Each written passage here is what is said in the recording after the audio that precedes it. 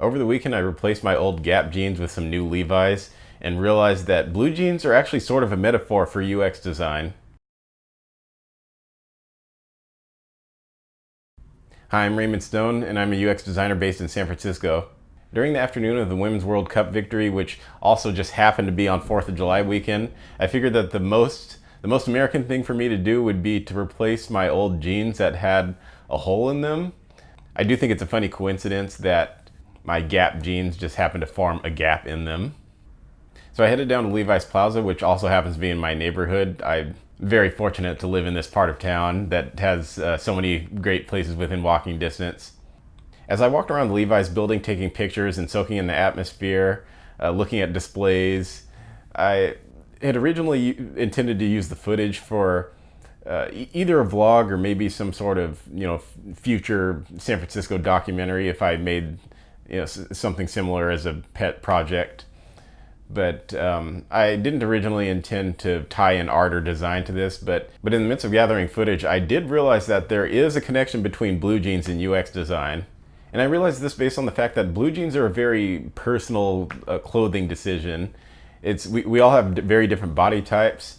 And so that presents sort of a challenge to finding blue jeans that fit very well. Like, I'm tall and skinny with sort of a bubble butt, so it's surprisingly hard to find blue jeans for men with that type of body. But if you think of design as a way of solving unique problems with creative solutions, then consider the unique problem that blue jeans solve, which is each of our individual body types. We all have different calf shapes and sizes. We all have different thigh shapes and sizes. We all have different butt shapes and sizes. We all have different leg lengths. And overall, we have different lifestyles. So not only do those jeans need to be able to conform to a unique body type, but they also need to be able to maintain a standard of strength over time, almost no matter what your lifestyle is. So, whether you're working in an office or, herding cattle, those jeans need to last. And for most of us who are shopping for jeans, they also need to be stylish, which of course is why, finding a good pair often requires trying on a whole bunch before you find that one perfect pair that you're going to wear over the next, arbitrarily long period of time. The lady at Levi says that ideally they last 10 years. I feel like that's unrealistic.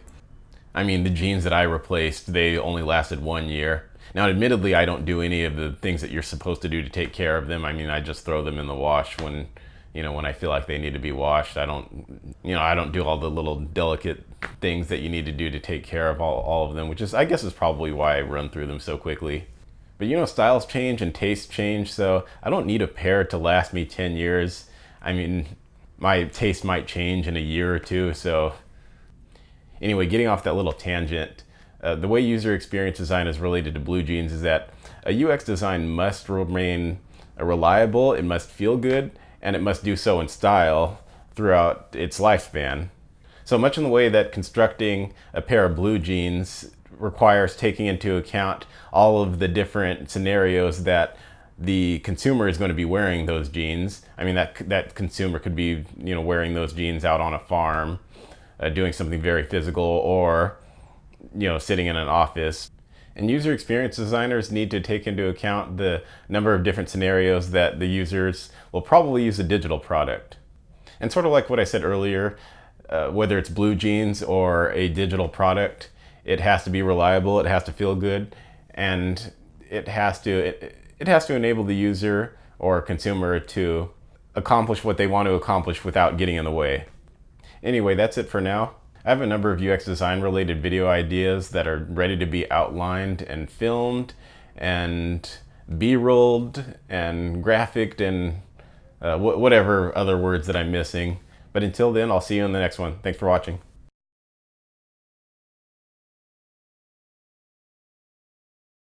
I just realized that I forgot to actually review my experience at Levi's Plaza. Here is my receipt from the day. So if you're wondering what kind of jeans I got the 502 regular tapered. The size is 30 by 32 and I'm 6'1". So like I said in the UX design portion of the video, I'm skinny with the, sort of a bubble butt for someone my size. Anyway, the jeans were $79.50 plus tax, which came out to $86.26. And $80+ is a little bit high for what I normally pay for jeans. I think the last time I shopped at Levi's for jeans, I took advantage of a sale. It must have been like two for $110 or $120 or something like that. And as far as I know, they quite often have those deals, but they didn't have one when I went over the weekend. But I needed a new pair, and so far I've worn them for a day, and they're actually pretty comfortable. They're more comfortable than the jeans I replaced, which were the Gap jeans that I showed earlier. Actually, I'll show them again. Here they are up on the screen with the hole. But yeah, my old jeans, they felt, I mean, even though I wore them for about a year, they sort of felt a bit stiff. Whereas these Levi's, I mean, I've only worn them for a day, and they feel like they've got a bit of give to them, a bit of stretch to them. So even though my new pair of jeans maintain that slender look that I like in all of my clothes, as you can tell by my shirt, the Levi's jeans, they don't feel like they're choking off my legs. So I'm actually pretty satisfied with the purchase. Now, for my experience at the store, the staff there is pretty friendly. As long as I've been shopping there, they've always been pretty friendly. I lived both in San Francisco and in this neighborhood for over 3.5 years, and so this is probably the second or third time that I've shopped at that Levi's, and they're always pretty helpful. You know, they have a certain level of patience for those like me who go in and try 5 different pairs before finally finding the one. Just be careful if you go in there with a camera like what I did. There was one employee who wasn't too comfortable with the camera, but she did go to the back and I guess spoke to the manager, and the manager said it was okay if I film as long as I don't film people. And that's just the nature of vlogging. A lot of people are, freaked out by cameras. So I tend to avoid people anyway, because, I already know most people don't like to be on camera.